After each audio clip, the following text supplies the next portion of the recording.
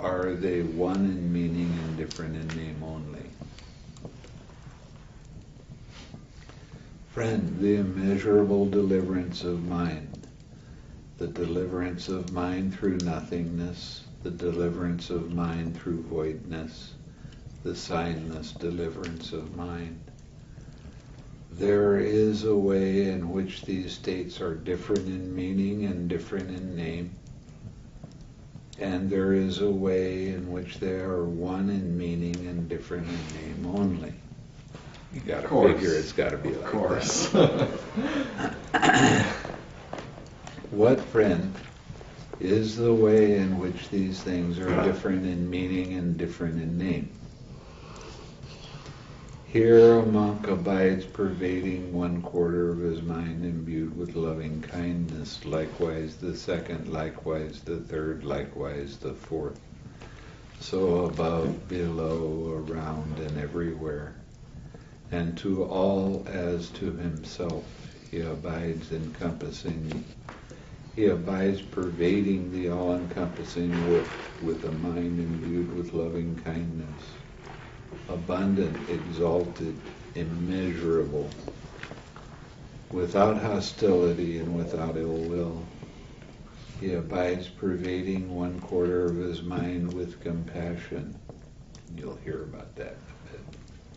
He abides pervading 1/4 of his mind with joy. He abides pervading 1/4 of his mind imbued with equanimity. These are the 4 Brahma Viharas. Likewise the second, the third, and the fourth, so above, below, around, and everywhere. And to all as to himself, he abides pervading the all-encompassing world with a mind imbued with equanimity, abundant, exalted, immeasurable, without hostility and without ill will. This is called the immeasurable deliverance of mind. Now, what happens when you get to the 4th jhana with their loving kindness? You lose all of your gross feelings in the body. You don't feel your body. You won't feel the loving kindness here. It will go up into your head. Your head is the only thing you'll really feel. Then as you go deeper into the loving kindness and you start pervading in all the different directions and that sort of thing, the feeling of loving kindness will change to a feeling of compassion. You have to tell me what it's like. And you'll start feeling an expansion without any boundary at all. You'll just feel expansion in all the directions at the same time. That is called infinite space. Then when you go deep enough in infinite space, you will start to experience individual consciousnesses arise and pass away, arise and pass away, arise and pass away. It's like looking at a movie that's going too slow and you're seeing the individual frames. Now that happens at all of your sense doors. Is there a lot of them? Wait and see. Seems like there would be a lot. Well, that was 1,000,000 and you're talking about seeing individual ones. Pixels in the TV set. Yeah. Beyond HD. Giant screen. Okay. You're teaching yourself right there exactly that everything is impermanent. Because it's happening in your awareness has become so sharp that you're able to see the individual consciousnesses. Okay? And nothing stays the same. It's all just changing. The consciousness arises and passes away. The next one comes up and goes away. That's seeing impermanence, isn't it? Yeah, yeah. And it gets kind of tiresome when you start seeing it at all the sense doors. Mm. That's suffering. Mm. And you see up close and personal that there is no controller. Everything is impersonal. It's just happening all on its own. Yeah.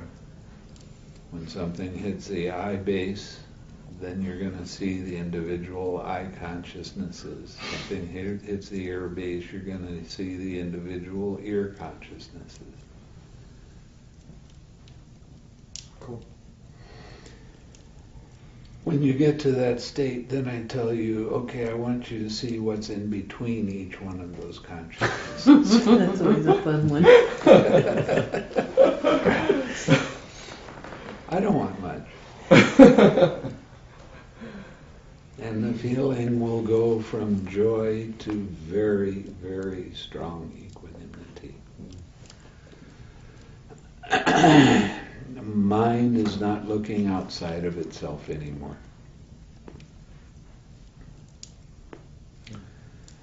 So there's nothing there.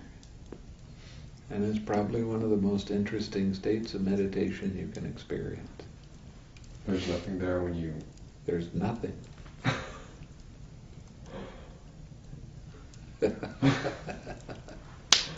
And you'll go through, you'll see a bunch of different things, but nothingness is where you really learn to fine-tune your energy. Just little tiny bits. Mm-hmm. You might have to fine-tune it 8 or 10 times in a sitting. Who knows? Depends on you. Things get so subtle that the vibration that you saw in nothingness gets so subtle that you can't tell whether it's really vibrating or not. This is called a state of perception or non-perception. And you don't know you're in that state till you come out at first. Yeah. When you come out, then you 6R everything that you saw while you were in that state. 'Cause there's still stuff that does arise. It's just hard to see it. We're talking about getting into the very subtle. Yeah. And eventually,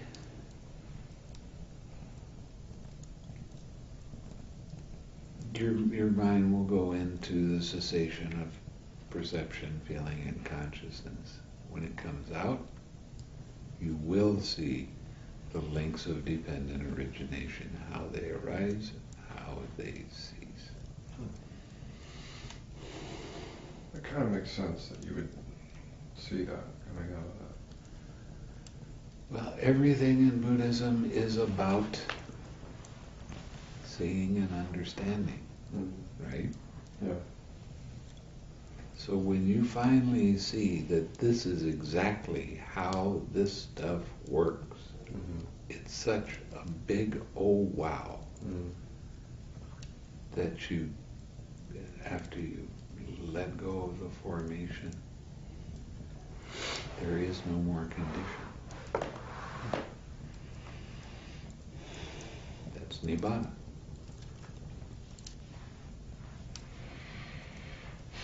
That's how it works. And it can happen at any time. You can get into the cessation of perception, feeling, and consciousness any time from experiencing the first jhana on, depending on how ready you are. You would know it? So that's a dumb question.